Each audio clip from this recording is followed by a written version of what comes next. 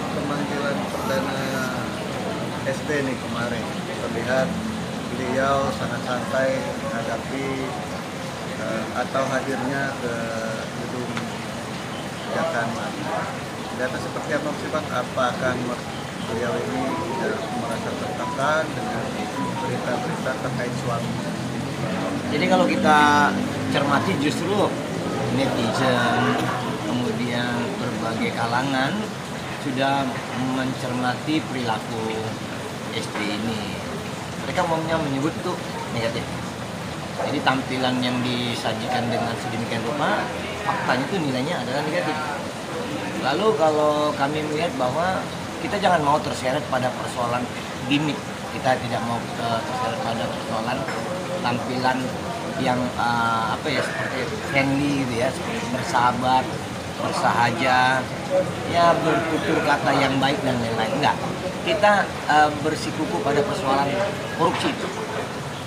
Kita berharap agar seperti yang diumumkan Kejaksaan Agung bahwa mereka sudah menyita dan memblokir semua rekening orang-orang yang terlibat dalamnya, khususnya suaminya dan mungkin SD. SD sudah diumumkan sendiri bukan bahwa diblokir.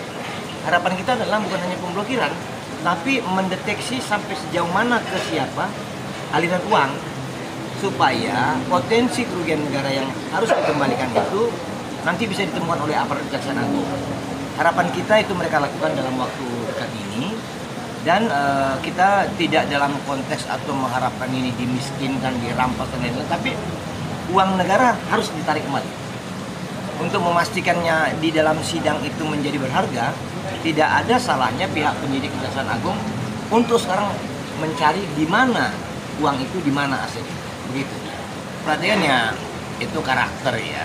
Ini kan bermain karakter. Baru bermain karakternya kan terkait nanti bagaimana kualitas dia bermain peran selama ini. Lalu hal-hal seperti itu menurut kami nggak ada gunanya juga gitu kan. Kita tidak mau terseret pada hal-hal yang tidak esensial apa yang hendak disajikan oleh dia. Tapi kalau umpamanya dia mau menjelaskan, menyadari atau tidak menyadari penggunaan uang yang didapatkan oleh suaminya dengan cara buruk, nah itu berbeda.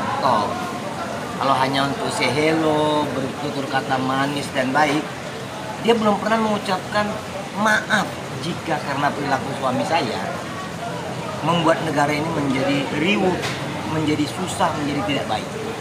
Itu belum pernah kita dengar. Harusnya tutur kata itu diucapkan. Lepas dari benar atau tidak benar, nanti kesalahan itu dibuktikan. Tapi kalau dengan mengatakan bla bla bla, menghindar dan angle-nya berbeda dengan angle penyidikan, ini kan seakan-akan hendak mendistorsi persoalan suaminya. Kan sebenarnya itu dia. Ini adalah kamuflase menurut kami yang tidak perlu kita untuk ikutin. Tetapi kami berharap agar netizen plus kami lebih fokus kembali. Malah kita harap agar netizen mencari tahu, membantu aparat penyidik, kita sama-sama mencari tahu ini orang kemana mengalirkan uangnya. Jangan-jangan ada investasi lain di luar hal-hal yang sudah dikulik oleh Kejaksaan Agung. Mana tahu loh. Mana tahu juga nanti ada selebriti lain yang ikut dibiayain atau dimodali membentuk usaha lain. Ataukah ada umpamanya model skincare baru yang dibuka oleh SD melalui temannya selebriti lain, atau jangan-jangan ada butik baru yang dibukanya bersama selebriti lain, atau ada produk-produk lain terkait kecantikan dan nilai-nilai kehidupan tampilan sehari-hari yang mungkin mereka buka begitu. Itu kemarin kan sudah diluruskan oleh pihak Kejaksaan Agung bahwa mereka itu baru memblokir, belum pada fisik, belum pada tindakan seperti yang dilakukan oleh aparat ini ke rumah atau kediaman dari Herlina Lim. Tetapi kami yakin bahwa pihak Kejaksaan Agung sudah mengelaborasi seluruh potensi yang ada di lingkungan dari Harvey Muiz dan orang-orang di bawah serta di atasnya.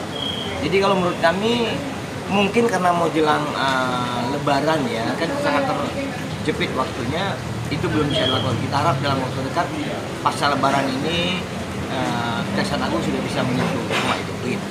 Bang, Sesungguhnya untuk kawan-kawan, mari kita sama-sama pahami